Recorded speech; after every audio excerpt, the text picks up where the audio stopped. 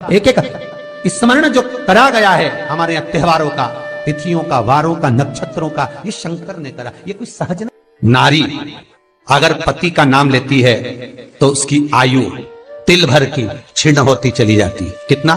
तिल भर।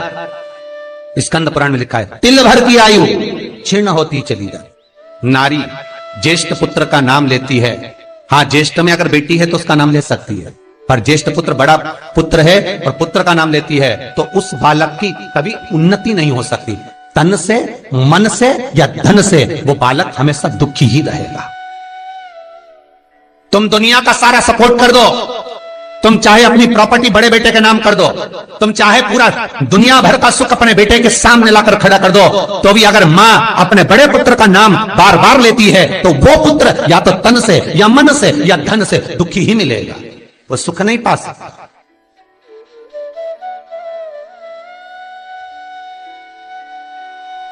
और जिन जिन के घर में बड़ा पुत्र हो और बड़े पुत्र का नाम आप माताएं लेती हो तो उसकी दशा जरूर देख लेना एक बार। हो कथा गलत नहीं कह सकती, स्कंद पुराण कभी गलत नहीं जा सकती। आपके घर में भी अगर बड़ा पुत्र हो और पुत्र का नाम अगर आप ले रहे हो, हाँ ये जरूर है, अगर बेटी बड़ी और उसके बाद पुत्र बड़ा है तो वो ज्येष्ठ नहीं माना जाएगा। ध्यान रखना, ज्येष्ठ का मतलब होता है सबसे बड़ा पुत्र, उसके बाद सारे बच्चों का जन्म हुआ। क्योंकि बेटी अगर जन्म ले ली पहले फिर बेटा हुआ तो बेटी ज्येष्ठ कहलाएगी, है बेटा नहीं कहलाएगा।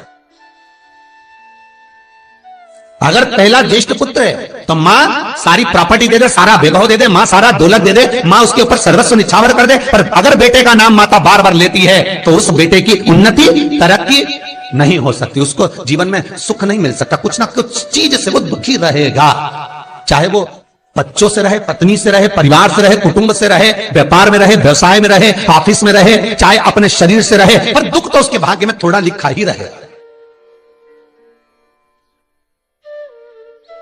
और जो चीज वेद व्यास जी ने वर्णन कर दी महाराज, उसका प्रमाण आप खुद भी अपने घर में देखो कि सही है कि गलत है। जिस जिस घर में बड़ा पुत्र हो और मां उसका नाम बार बार लेती हो, बार बार लेती हो, उस पुत्र की दशा देखिएगा आप। तन, मन और धन तीन तरह से। इसलिए निवेदन करूंगा मेरी माताओं से, आपका प्रेम बहुत है क्योंकि आपका बेटा बड़ा है, आपका पुत्र बड़ा है, आपका बहुत प्रेम है और बेटे का भी माता के प्रति बहुत प्रेम है, पर उस प्रेम में तुम्हारा जो संबोधन है बार बार नाम लेने का, उससे उसको तकलीफ हो सकती है। इसलिए निवेदन है, मेरे कृष्ण का नाम कृष्ण था पर यशोदा कभी कृष्ण नहीं बोली है, कभी नहीं, यशोदा कभी कृष्ण नहीं बोली। कनुआ कहती थी आपके बेटे का नाम कुछ भी आप उसको नाम से मत पुकारो, उसका नाम चेंज कर दो, थोड़ा सा बदल दो, आप उस नाम से उसको पुकारना प्रारंभ करो। आप जो भी बोलना चाहे, आपके दिल की बात है, तो आपके पुत्र से आप क्या बोल सकते हो।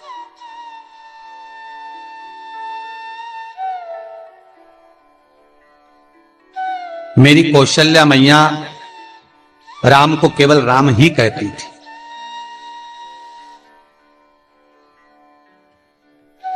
केकई राघव कहती थी, सुमित्रा रघु कहती थी, पर कौशल्या नाम नहीं बदला।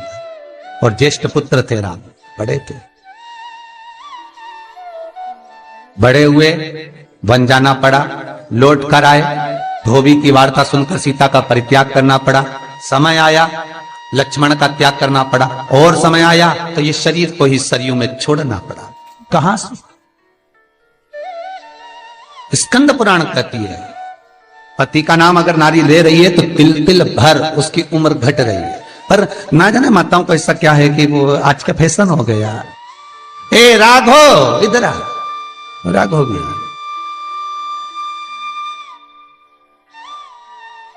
नाम लेने में तिल भर की आयु घट जाती है। ज्येष्ठ पुत्र का नाम लेने में उसकी समृद्धि, उसका जो वैभव है, उसका जो सुख है वो घट रहा है।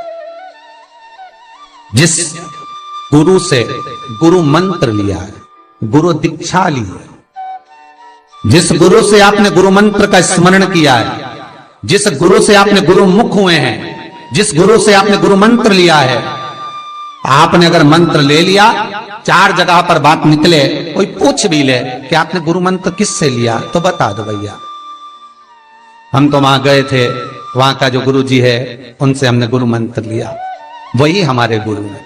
नाम का स्मरण ना करते हुए उसकी पहचान बताने का प्रयास करो, वो ऐसे वो वैसे वो वहां रहते, उसका स्मरण। गुरु का नाम लेने से क्या जाता है महाराज?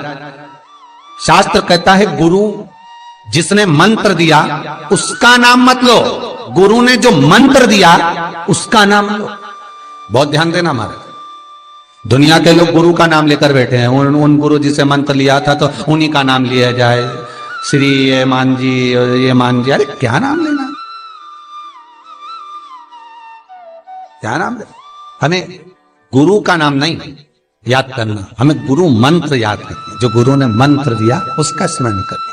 क्या होता है? स्कंद पुराण कहती है जब माला जपने के लिए बैठते हैं तो गुरु का श्री विग्रह तुम्हारे सामने होना चाहिए कि हमने उन गुरु जी से मंत्र लिया है, पर गुरु का नाम नहीं। गुरु मंत्र लेते समय गुरु का विग्रह सामने हो और मंत्र जो गुरु ने दिया है उसका स्मरण।